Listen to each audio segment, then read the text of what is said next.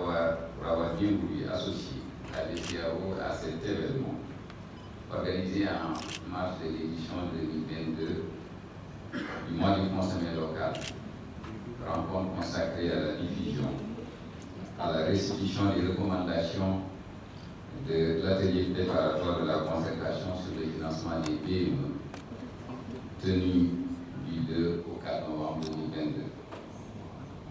Monsieur le ministre, je voudrais me féliciter de cette initiative de reporter pour la Banque centrale, dans la mesure où elle marque l'engagement résolu de votre département en relation avec les partenaires techniques et financiers, et en particulier la GIZ, de rendre pleinement opérationnel le dispositif de promotion du financement des PME-PMI mis en place par le Conseil des ministres de l'Union économique et monétaire ouest-africaine sur proposition du gouvernement de la BCEAO.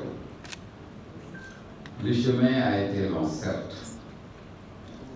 Il devrait l'être moins, Monsieur le ministre, grâce à cette coalition en cours de mise en place en vue de rationaliser, structurer, optimiser les interventions multiples en faveur des PME-PMI qui n'ont jusque-là pas donné des résultats à la mesure des attentes et surtout des moyens financiers importants dégagés par l'État.